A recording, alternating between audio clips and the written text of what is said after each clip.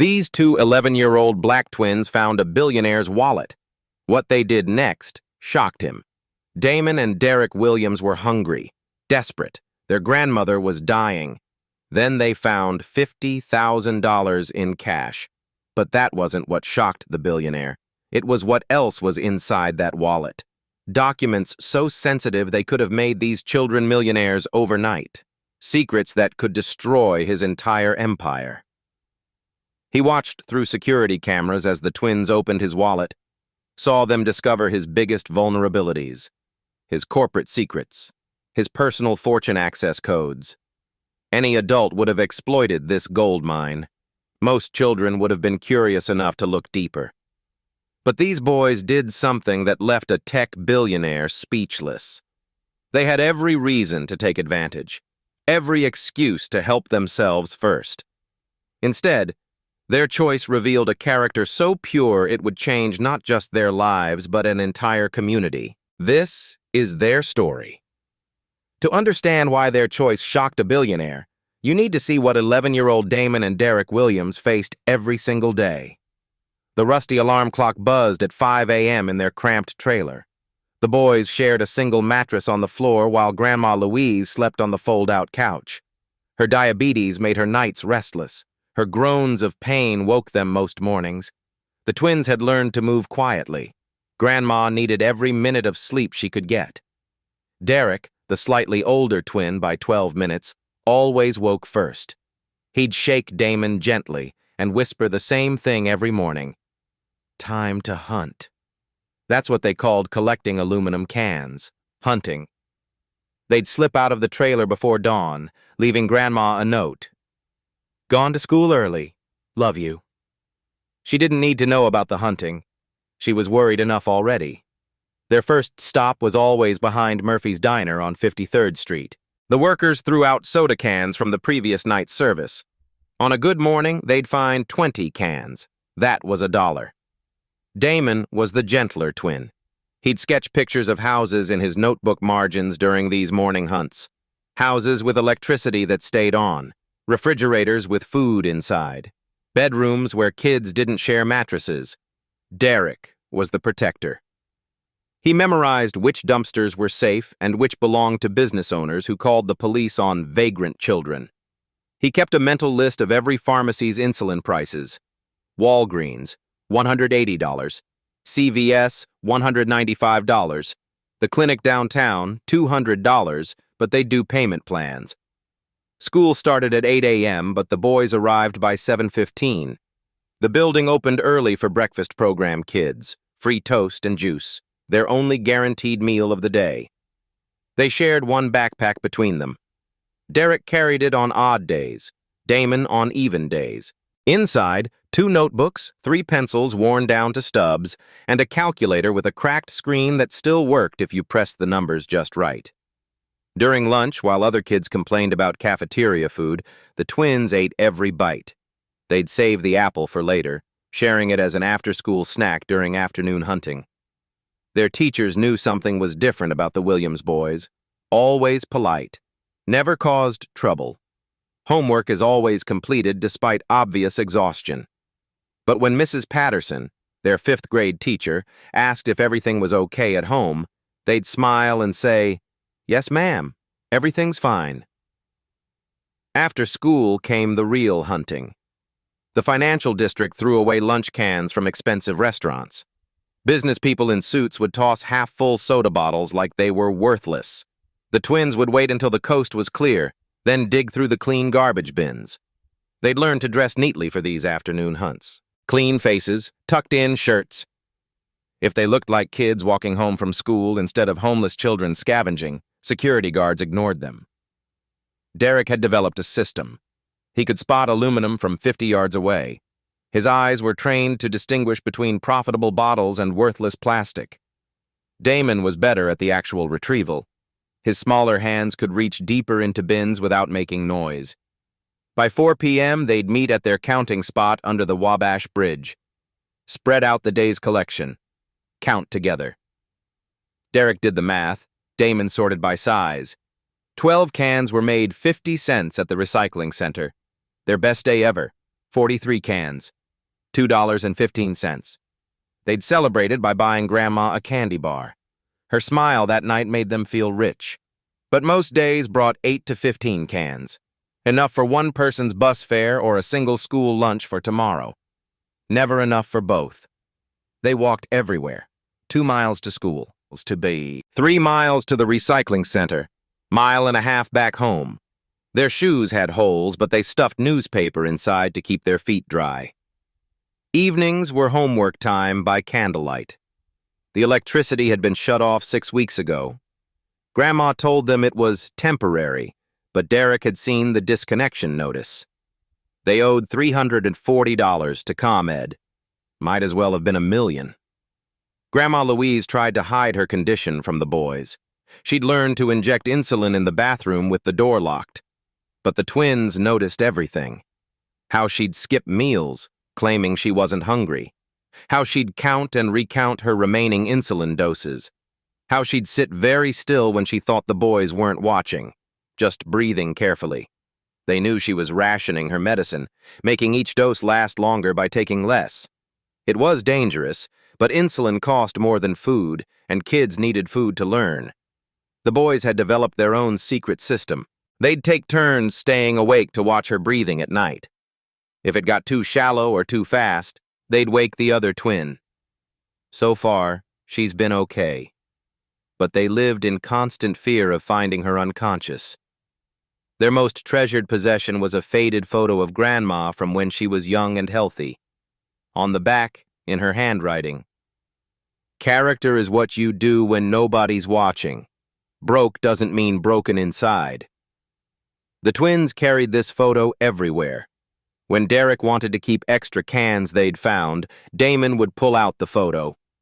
When Damon suggested skipping school to hunt all day, Derek would show him Grandma's words.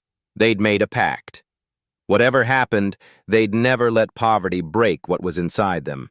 They had no idea how soon that pact would be tested. Thursday afternoon arrived like a storm nobody saw coming. Derek counted their morning's collection for the third time. 11 cans, 55 cents.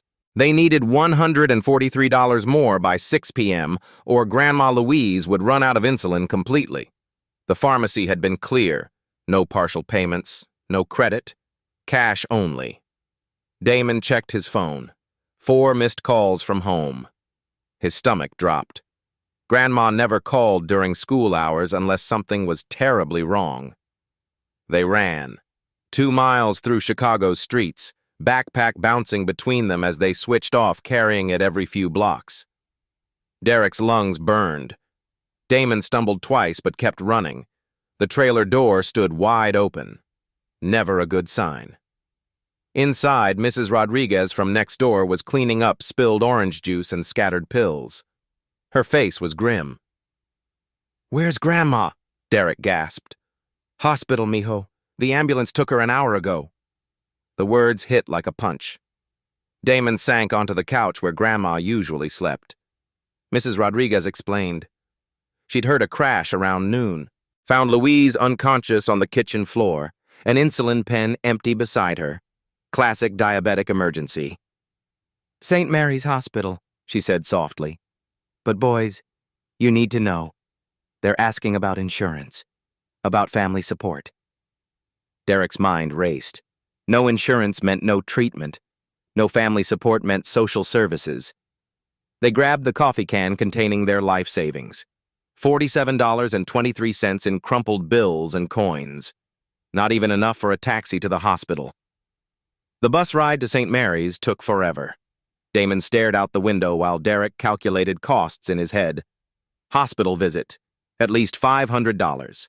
Insulin prescription, $200 more. Tests and blood work, probably another $300. They needed $1,000 minimum. They had 47. At the hospital, a tired nurse directed them to the financial counselor's office. Mrs. Carter, middle-aged with kind eyes, explained their options. "Your grandmother is stable, but she needs immediate insulin regulation and monitoring. Without insurance, we require a $500 deposit before discharge." Derek swallowed hard. "How long do we have?"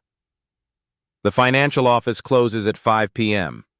After that, we'll have to contact social services about temporary guardianship arrangements. Damon understood immediately. Foster care, separation, everything they'd fought to avoid. Mrs. Carter continued gently, "Are there any relatives who could help? Any family friends?" The twins looked at each other. No relatives. No family friends with money. Just two 11-year-old boys and a coffee can with $47. "Can we see her?" Damon whispered. "Room 312. But boys, I need an answer about payment by 5 o'clock. Grandma Louise looked small in the hospital bed, tubes in her arm, monitors beeping softly. Her eyes were closed, but she was breathing steadily. Derek took her hand. "We're here, Grandma." Her eyes fluttered open, focused on them slowly. "My boys," she whispered. "I'm sorry, I tried to make the insulin last longer." "Don't apologize," Damon said. "We're going to fix this." But how? They had 2 hours until the financial office closed, 2 hours to find money they didn't have, 2 hours before social services arrived to take them away. Outside her room, they sat on plastic chairs and counted their money again. Still $47.23. Still not enough. "We could ask the church," Damon suggested. "They helped us last month with the electric bill. They won't have this much cash available." "Food bank?" "Food only. No money for medicine." Derek stared at the hospital's shiny floors. Rich people's children didn't sit in hallways worrying about whether their grandmothers would live or die over $200. A doctor walked by carrying an expensive leather briefcase. A businessman talked loudly on his phone about $1,000 dinners. A woman complained to the gift shop clerk that $20 was too much for flowers. All around them, people threw away more money in a day than the twins had seen in their entire lives. "We need a miracle," Damon said quietly. Derek checked the time. 3:30 p.m. 90 minutes left. He stood up. "Come on." "Where?" "Back to hunting. If we find enough cans in the next hour, maybe we can at least show them we're trying. Maybe they'll give us more time." It was desperate, impossible, but it was all they had. They left Grandma's room with promises to return before 5. Took the bus back toward the financial district where the hunting was best. Neither twin spoke during the ride. They both knew 43 cans wouldn't save their grandmother, wouldn't keep them together, wouldn't change anything. But they had to try. The bus dropped them off at LaSalle Street. Expensive office buildings stretched toward the sky. People in suits walked quickly, talking on phones, completely unaware that two children's entire world was about to collapse. Derek adjusted the empty garbage bag in his pocket. "Ready?" Damon nodded. They had no idea they were about to find something that would change everything. What happened next would prove that some children have more integrity than most adults, even when facing impossible choices. Derek spotted it first. Behind a black Mercedes in the executive parking garage beneath Harrison Tech Tower, something leather caught the afternoon light. Expensive. Out of place among the concrete and shadows. "Damon," he whispered. "Look." They approached carefully. Security cameras everywhere in places like this. Rich people's parking spaces meant rich people's security. It was a wallet. Thick leather, the kind that cost more than the twins' monthly food budget. It had fallen behind the rear tire, probably dropped when the owner got out of the car. Derek looked around. Empty garage, no security guards visible. Just two desperate children, and what might be their miracle. He picked it up. The leather was soft, expensive, heavy with contents. Derek's hands trembled as he opened it. His breath caught. Cash. More cash than he'd ever seen outside of movies. Thick stacks of $100 bills held together with silver clips. Derek's eyes darted across the bills. 5, 10, 15. He stopped counting at 20 stacks. "How much?" Damon whispered. "I don't know. A lot. More than enough." Behind the cash, credit cards. Black American Express. Platinum Visa. Business cards with raised lettering.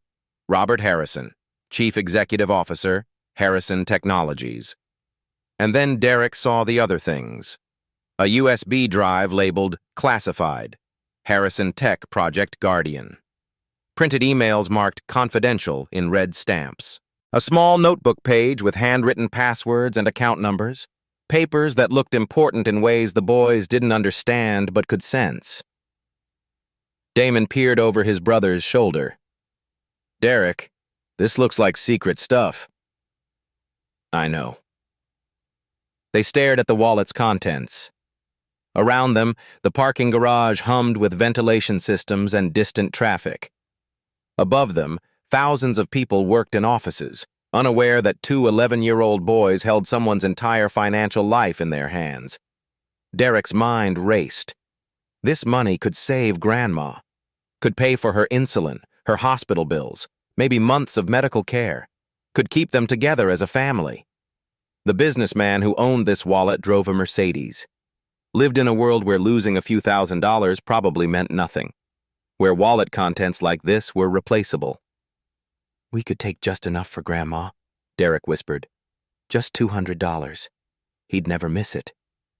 Damon chewed his lip. "But it's not ours. We're not stealing it. We're borrowing it.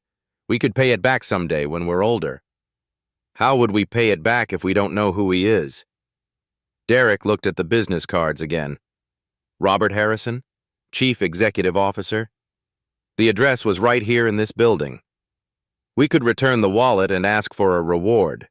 Rich people give rewards for returned wallets, right? Damon pulled out Grandma's photo from his pocket, the one with her handwriting on the back. "Character is what you do when nobody's watching." "But Grandma's dying, Damon, and nobody is watching." "We're watching." Derek closed the wallet. I opened it again.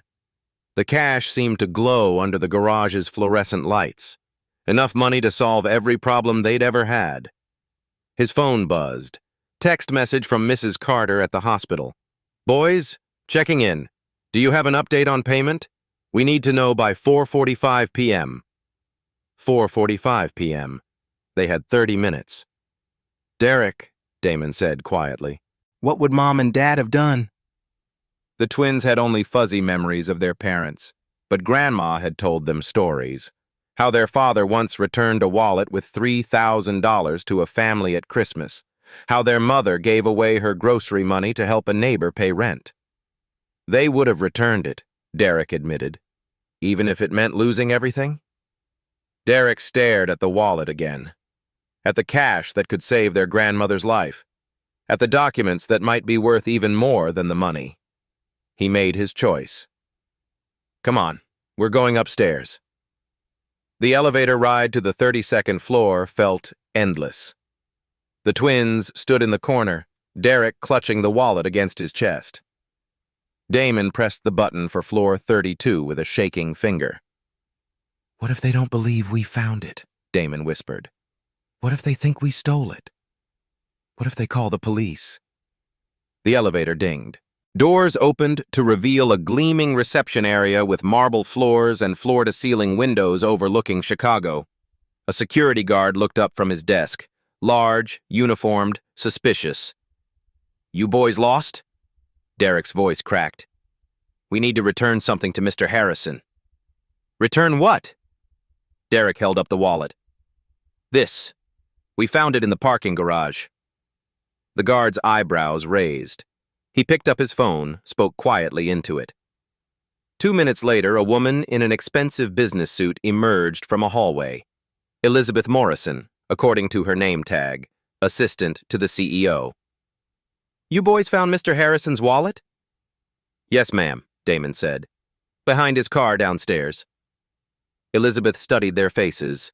Two 11-year-old boys in clothes that had seen better days, holding a wallet worth more than most people's monthly salary. "Did you look inside?" The twins exchanged glances. They could lie, say they hadn't opened it, but Grandma had taught them that lies always caught up with you eventually. "Yes, ma'am," Derek said. "We had to check for identification so we could return it to the right person." "And what did you see?" "Money, and papers that looked important, but we didn't read the papers because they said confidential." Elizabeth's expression shifted. Something like surprise mixed with disbelief. "Wait here." She disappeared down the hallway with the wallet. The twins waited in the marble lobby, watching business people stride past in expensive shoes. Everyone looked important. Everyone looked like they belonged. The twins felt very small. Elizabeth returned 5 minutes later with a tall man in his 50s. Silver hair, kind eyes, expensive suit that fit perfectly. Robert Harrison himself. "You boys found my wallet?" "Yes, sir," Derek managed. Harrison took the wallet from Elizabeth, opened it carefully, checked the cash, the cards, the documents, everything exactly where he'd left it. He looked up at the twins with an expression they couldn't read. "Did anyone see you find this?" "No, sir." "And you brought it straight here?"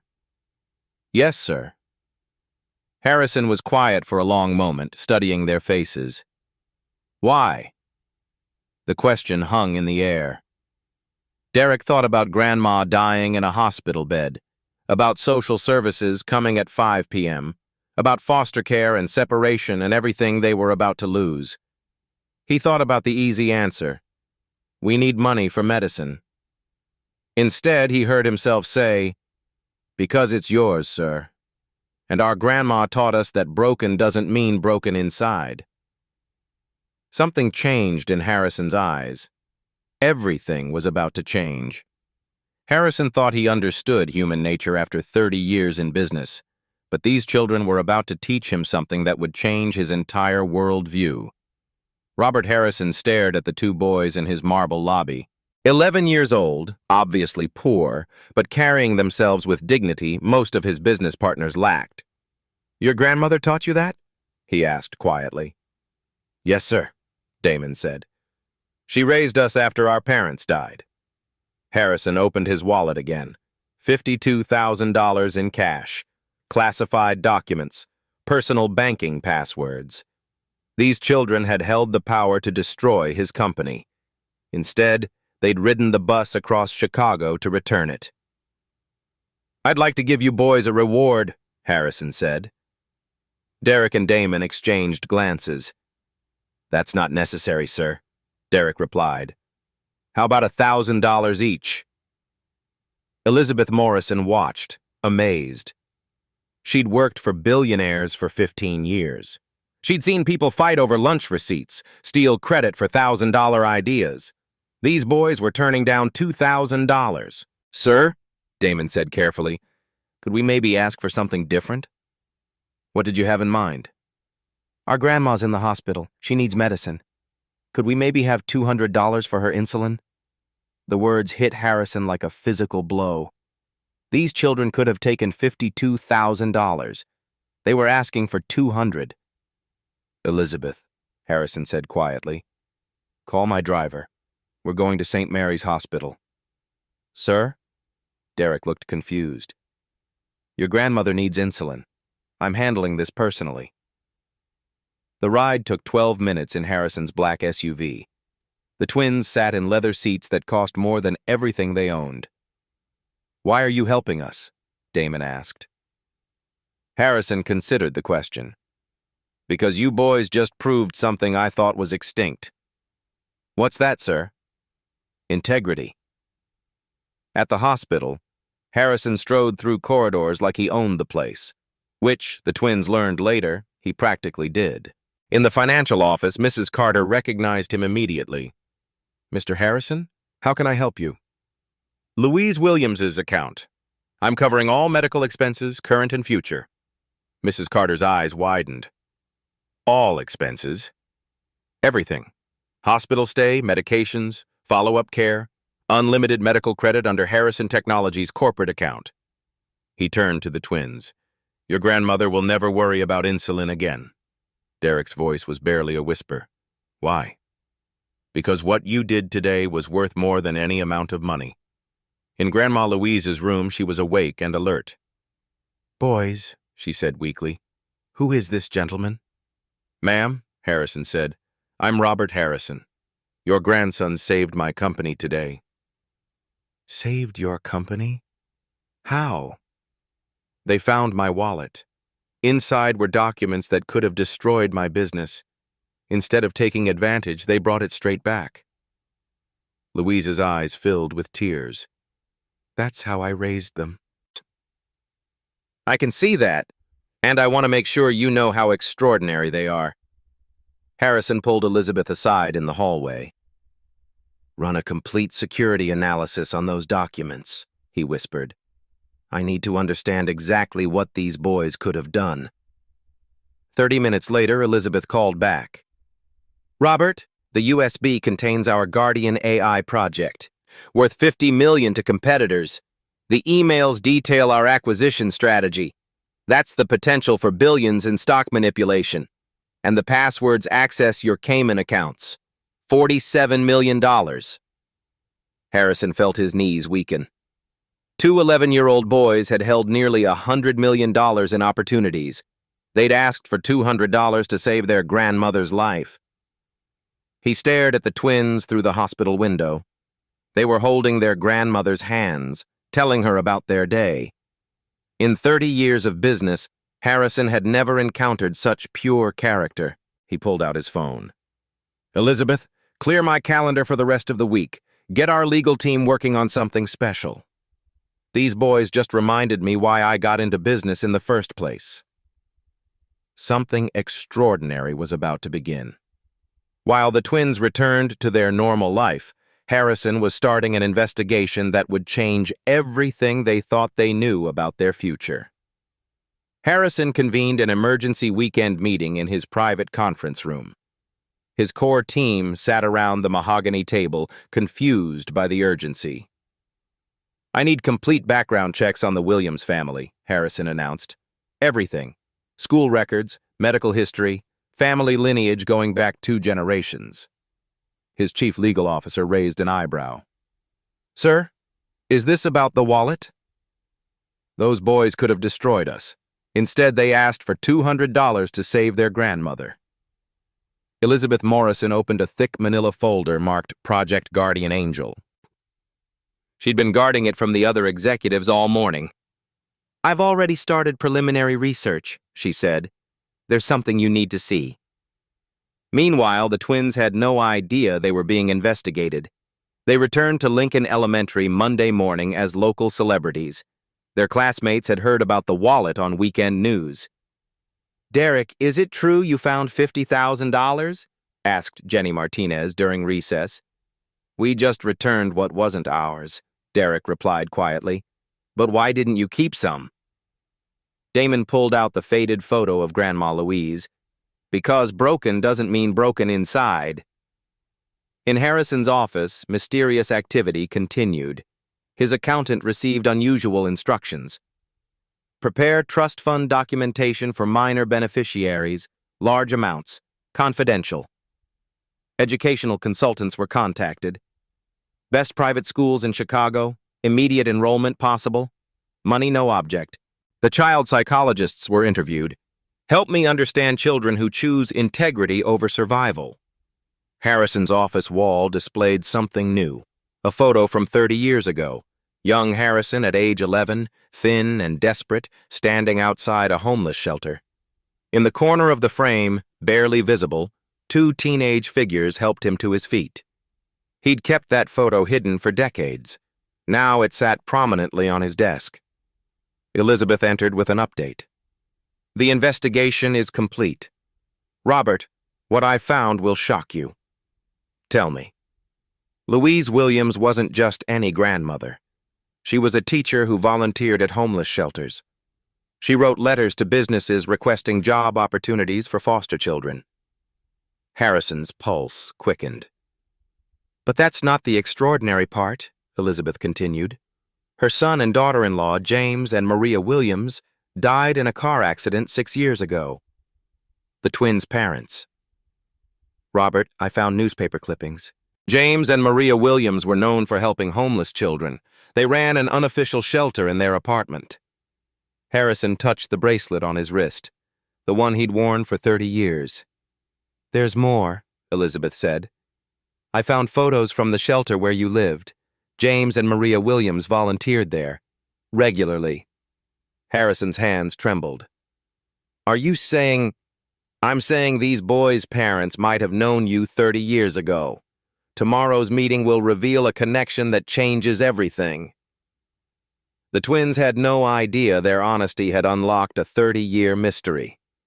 Friday morning at Lincoln Elementary, the twins were about to discover that their simple act of honesty had uncovered a connection spanning 30 years. Elizabeth Morrison arrived at Lincoln Elementary as a guest speaker. The principal introduced her to the 5th grade class as a representative from Harrison Tech, here to talk about careers in technology. Damon and Derek sat in the front row, excited to see the nice lady from the elevator again. Hello, boys, Elizabeth smiled. How's your grandmother? Much better, thank you, ma'am, Damon replied. Elizabeth began her presentation to 30 5th graders about technology careers, but she kept glancing at the twins. She showed pictures of Harrison Tech's building, employees, and company history. Our CEO, Mr. Harrison, started this company with a simple belief, she said. That good character is more valuable than all the money in the world, and recently, 2 students from this very school proved that to him. All eyes turned to the twins. They sank lower in their seats, embarrassed by the attention. But before I tell you about that, Elizabeth continued, I want to show you something special about Mr. Harrison himself. She clicked a new slide. An old photograph appeared on the smartboard. 11-year-old Robert Harrison, thin, dirty clothes, standing outside a homeless shelter with a handmade cardboard sign reading, "Will work for food." The class gasped. Several students looked shocked that the rich CEO had once been homeless. Mr. Harrison was homeless when he was your age, Elizabeth explained. Just like some of you might be facing hard times now. Teacher Mrs. Patterson looked surprised. Several students shifted uncomfortably, recognizing their own hidden struggles. Mr. Harrison lived at Foster Care Center on 47th Street. Does anyone know where that is? Derek raised his hand tentatively. Our mom and dad lived there before they died. Elizabeth's voice softened. Your parents were James and Maria Williams? The twins nodded, confused about how she knew their parents' names. Class, I need to tell you something very special about Damon and Derek's parents. She clicked another slide. A newspaper clipping from 30 years ago. Local teens save homeless boy. Your parents saved Mr. Harrison's life when he was your age. The classroom fell silent. Derek grabbed Damon's hand under their desk. Elizabeth's voice grew emotional. 30 years ago, 11-year-old Robert Harrison was beaten up by older kids and left unconscious in an alley. 2 teenagers found him, James and Maria Williams. They carried him to safety, shared their only meal with him, stayed with him in the hospital. She showed another photo. Teenage James and Maria Williams standing beside a hospital bed where young Harrison lay recovering. James and Maria never told Robert their names, but they gave him something before they left. Elizabeth displayed a close-up photo of Harrison's wrist, showing the worn bracelet he still wore daily. They said, "Remember that someone cared when you needed it most. Pass it forward when you can." Both twins began crying. They recognized the bracelet from old photos Grandma had shown them. Our parents never told us about this, Damon whispered. They died when we were 6, Derek added. Car accident. I know, Elizabeth said gently. And after your parents died, Mr. Harrison tried to find you boys. But you were already in foster care and the records were sealed. He's been looking for James and Maria Williams' children for 5 years. She clicked on another slide showing official documents. When your parents died, Mr. Harrison established a memorial fund in their honor. $2 million for education, specifically designated for their children when they were found. The twins stared at the screen in shock. Every year since then, Mr. Harrison has donated to foster care systems across Chicago, always signed in memory of James and Maria Williams, always hoping someone would recognize the names and help him find you. Mrs. Patterson wiped tears from her eyes. This is incredible. But here's what makes this story extraordinary, Elizabeth continued. When you boys returned that wallet, Mr. Harrison didn't just see honest children. He saw the faces of James and Maria Williams. You have your father's eyes, Derek, and Damon, you have your mother's smile. She showed a side-by-side comparison, photos of James and Maria Williams next to recent pictures of the twins. The circle of kindness came full circle after 30 years. Derek stood up, his voice shaking. Are you saying our parents really knew him? Your parents saved his life. They gave a homeless boy hope when he had nothing. They never asked for anything in return. And 30 years later, Elizabeth continued, their sons found his wallet containing classified secrets worth millions of dollars. You could have used that information to become rich. Instead, you brought it back, asking only for $200 to save your grandmother. She clicked to the final slide, the photo from Harrison's desk showing him at 11, with James and Maria Williams helping him to his feet. Your parents' kindness without expecting reward. You inherited that. Mr. Harrison says meeting you boys reminded him why he started his company in the first place. The emotional weight of the revelation hit the entire classroom. Other students were crying now, understanding they'd witnessed something extraordinary. Mr. Harrison would like to meet with you and your grandmother tonight, Elizabeth said. He has something very important to discuss. The twins exchanged overwhelmed glances. But first, he wants you to understand something. Your parents didn't just help a homeless boy 30 years ago. They helped someone who would grow up to employ thousands of people, create technologies that help millions, and build a company dedicated to proving that character matters more than profit. She paused, looking directly at Derek and Damon. Tonight, you'll learn what it means when kindness creates a debt that takes 30 years to repay. The twins were about to discover that their parents' legacy had been growing with compound interest for 3 decades. That evening, the twins and Grandma Louise were about to discover that sometimes kindness creates a debt that takes 30 years to repay. Harrison's driver picked up the Williams family from their trailer park. Grandma Louise, wearing her best dress from 20 years ago, sat nervously in the luxury SUV beside the twins. Boys, I still don't understand why this man is being so generous, she whispered. Grandma, Derek said softly, it's about Mom and Dad. They helped him when he was our age.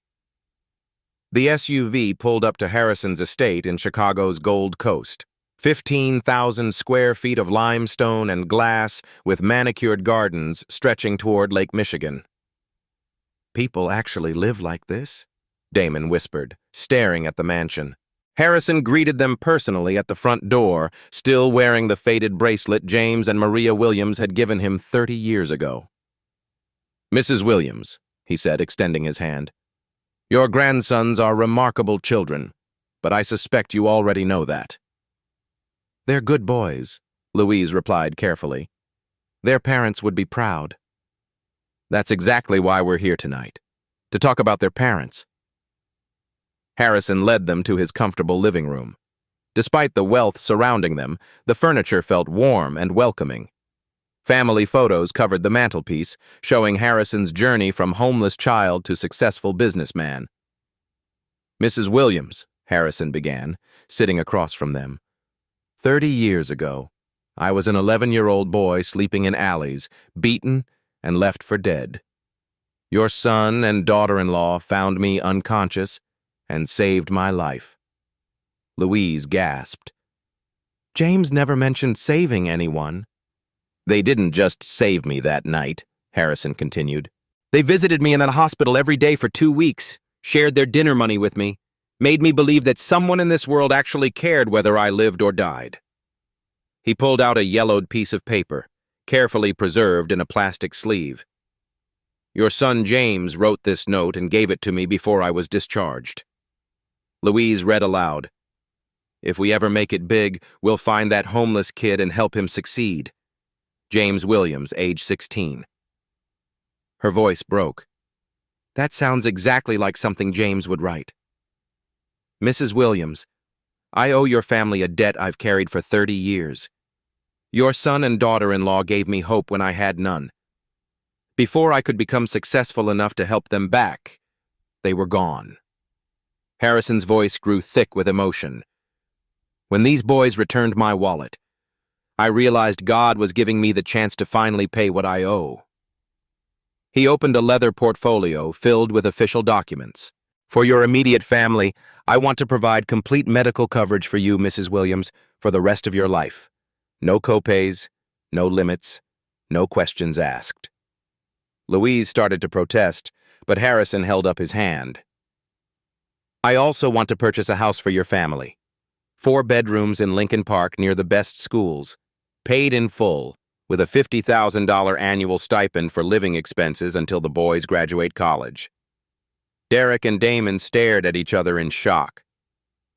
For Derek and Damon's education, Harrison continued, I want to offer immediate transfer to Lincoln Park Academy, Chicago's finest private school. Full tuition, books, uniforms, everything covered. He slid documents across the coffee table. But here's the bigger opportunity. I want to establish the James and Maria Williams Memorial Foundation with a $25 million endowment. $25 million? Louise whispered. When Derek and Damon turn 18, they'll become co-directors. The foundation will help homeless children and foster kids, continuing the work their parents started. Harrison leaned forward. Boys, I'll personally mentor you in business, technology, and leadership. Not because I have to, but because I want to see what James and Maria's sons can accomplish with real opportunities. What would we have to do? Derek asked quietly. Succeed. Study hard. Graduate from the best universities in the country, Harvard, MIT, Stanford, wherever you want to go, fully funded. Then use your education to help other kids who are where you were a week ago. Harrison pulled out another set of documents. The foundation will provide emergency housing for homeless families, scholarship programs for foster children, and job training for young adults aging out of the system. You'll be helping thousands of kids who need exactly what your parents gave me, hope. Damon's voice was barely audible. Why are you doing all this? Because 30 years ago, your parents chose compassion over convenience. They helped a stranger when they had nothing to gain. That's the kind of character that changes the world. Harrison stood up and walked to his window overlooking the lake. But I need you to understand something. This comes with responsibility. You'll be representing your parents' memory. You'll be examples for other kids who think their circumstances define their future. What kind of responsibility? Louise asked. Public speaking at schools? Mentoring foster children? Showing the world that where you start doesn't determine where you finish. Your story, from homelessness to opportunity, will inspire millions of children. Derek stood up. Mr. Harrison, our parents would want us to help other kids like they helped you. And like you're helping us now, Damon added. Louise wiped tears from her eyes. James always said kindness was the only investment that always paid interest. Harrison smiled. There's one more thing. Your parents never knew what happened to that homeless boy they helped. I want to create a documentary about their story. Show the world how 2 teenagers' kindness created a tech empire that now employs 12,000 people. He walked back to the twins. The Williams family circle of kindness started 30 years ago. Tonight we're making sure it continues for the next 30 years. Derek and Damon realized they weren't just receiving help. They were inheriting a mission to multiply the kindness their parents had planted decades ago. The compound interest on compassion was about to change thousands of lives. 1 year later, the transformation wasn't just in the Williams family's life, but in an entire community that learned what real kindness looks like. The changes were impossible to ignore. Before, Damon and Derek collecting cans in torn shoes, sharing one backpack between them. After, walking into Lincoln Park Academy in tailored uniforms, each carrying monogrammed leather satchels. Before, Grandma Louise rationing insulin, hiding medical bills in a coffee can. After, Louise in her new garden, healthy and strong, teaching neighborhood kids about growing vegetables in raised beds behind their 4-bedroom home. The James and Maria Williams Memorial Foundation's grand opening drew 300 attendees to Chicago's Cultural Center. Mayor Johnson cut the ribbon alongside the twins while Grandma Louise beamed from the front row. 30 years ago, Harrison told the crowd, 2 teenagers taught me that kindness is an investment in humanity. Today, their sons are paying that investment forward with compound interest. Derek, now 12 and confident beyond his years, addressed the audience without notes. Our parents helped someone when they had nothing to gain. Now we get to help kids who need exactly what Mr. Harrison needs, someone who believes in them. The Foundation's first-year impact was measurable and profound. Second Chance shelters opened in 3 Chicago neighborhoods, providing temporary housing for 127 homeless families. Unlike traditional shelters, these offered private family rooms, on-site childcare, and job training programs. The Foster to Future Mentorship Program connected 89 successful adults with foster children aging out of the system. Each mentor committed to 3 years of guidance, helping with college applications, job interviews, and life skills. Character Counts Ethics Education launched in 12 Chicago elementary schools, reaching 2,400 students. The curriculum, designed by Derek and Damon with child psychologists, taught decision-making through real-life scenarios. An emergency fund distributed $150,000 in the first year for medical emergencies, housing deposits, and educational supplies. Every dollar came with a simple requirement. Recipients had to perform 10 hours of community service. The media attention transformed the twins into national symbols of childhood integrity. The Chicago Tribune featured them on the front page. Twins turn honesty into hope for thousands. CNN's Anderson Cooper interviewed them for his special series, Everyday Heroes. Forbes named them America's youngest philanthropists, noting that their foundation operated with zero administrative overhead since Harrison Tech covered all operational costs. 60 Minutes followed them for 6 months, documenting their transition from homelessness to national recognition. The ripple effects spread far beyond Chicago. Microsoft Seattle created a $50 million character and leadership initiative after their CEO met the twins at a tech conference. Bank of America established the Honest Kids Scholarship Program, providing college funding specifically for children who demonstrated integrity over advantage. Local businesses across Chicago adopted the Williams Standard, integrity-based hiring practices that prioritized character alongside qualifications.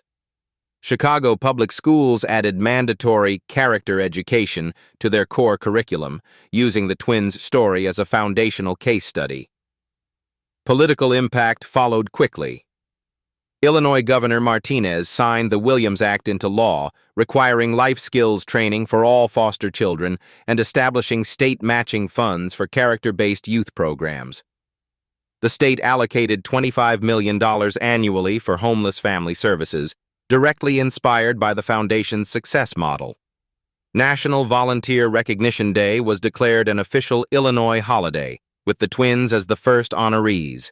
At Lincoln Park Academy, Derek excelled in advanced business classes, already drafting expansion plans for the Foundation's national rollout. His teachers noted his unusual combination of strategic thinking and genuine compassion. Damon discovered a passion for computer science, developing a mobile app called Find Help that connected homeless individuals with the nearest available services. Downloaded 50,000 times in 6 months, the app was adopted by cities nationwide. Grandma Louise became the Foundation's volunteer coordinator, her gentle wisdom guiding newly hired staff. Her most quoted advice, These boys didn't just find a wallet. They found their purpose. The documentary Finding Home, the James and Maria Williams story, premiered at the Chicago Film Festival. Featuring interviews with Harrison, the twins, and Grandma Louise, it won the Social Impact Documentary Award and generated $10 million in licensing fees to fund foundation operations for a decade. National recognition followed.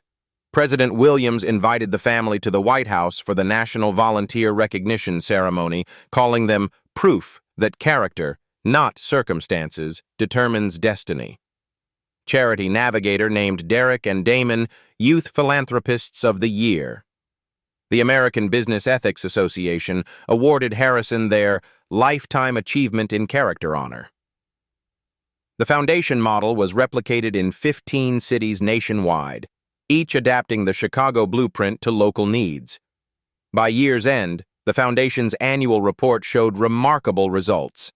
847 homeless individuals provided housing assistance, 156 foster children connected with mentors, and 89% of program participants found stable employment or education. Most importantly, 2,400 elementary students completed character education programs, learning that integrity was more valuable than any material advantage. The transformation was complete. From invisible children to national examples, from poverty to purpose, from finding a wallet to finding their life's calling. But the most important transformation was still to come, proving that the best lessons are taught by example. 5 years later, the cycle completed itself in the most beautiful way. Derek and Damon Williams, now 16, drove through downtown Chicago in the Foundation's community outreach van.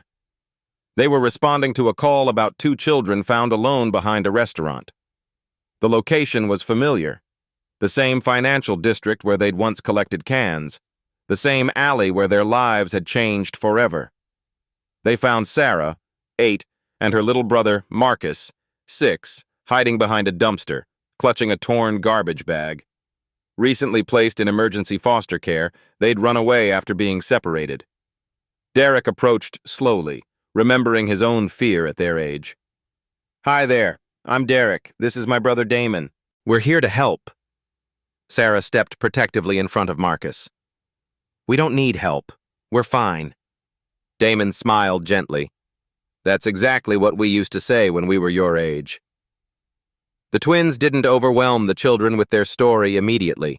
They provided what was needed: warm clothes, juice boxes, blankets, and patience.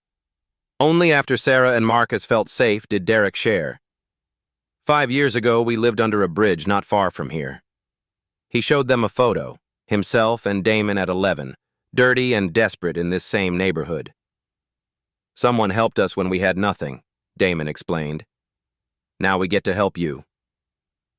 Within an hour, the children were settled in the Foundation's family shelter, connected with foster parents trained to keep siblings together. As they prepared to leave, Marcus spotted something glinting near the restaurant's door. An expensive watch, clearly dropped by someone. Sarah reached for it instinctively. Damon gently stopped her hand. "Hold on, sweetie. Let's see if we can find who this belongs to first." Derek examined the watch, engraved, "To David Carter, love, Grandpa." 20 minutes later, they'd tracked down the owner. David Carter, 22, a young entrepreneur, had been frantically searching for his grandfather's watch, his only memento of him. When David arrived, tears streaming, he tried to offer a reward. The twins declined politely. "But could we ask something?" Derek said. "Would you be interested in volunteering with kids who need mentors?" David became their newest volunteer coordinator that week. As the van drove away, Derek reflected on the journey. "Remember what Grandma Louise always said?" he asked Damon. "What goes around comes around." "But we learned something more," Damon replied. "Kindness doesn't just come back to you. It flows through you to the next person who needs it." On the van's window, a decal read, "Character is what you do when nobody's watching. Pass it forward." And behind them, David Carter was researching volunteer opportunities, inspired by two teenagers who'd returned his grandfather's watch without expecting anything. The kindness tradition continued, multiplying across generations, proving that the most valuable inheritance isn't money, it's choosing to help others when you have every excuse not to. Today, there are 400,000 children in America's foster care system, and 20,000 age out each year with nowhere to go. The Williams Family Foundation has helped over 3,000 children find homes, education, and hope, but thousands more are still waiting. Every act of childhood integrity creates ripples that last decades. Damon and Derek's decision to return that wallet didn't just change their lives. It reminded an entire community what real character looks like. You don't need to find a billionaire's wallet to make a difference. You can mentor a child who needs guidance, support a local foster care program. Teach your own children that honesty matters more than advantage. Character isn't built by what you receive. It's built by what you choose to do when no one is watching. If this story moved you, share it with a child who needs to see that good choices lead to good outcomes. Like this video if you believe integrity still matters. Subscribe for more stories proving that character counts. What act of kindness will you choose today? At Black Voices Uncut, we don't polish away the pain or water down the message. We tell it like it is because the truth deserves nothing less. If today's story spoke to you, click like, join the conversation in the comments, and subscribe so you'll be here for the next Uncut Voice.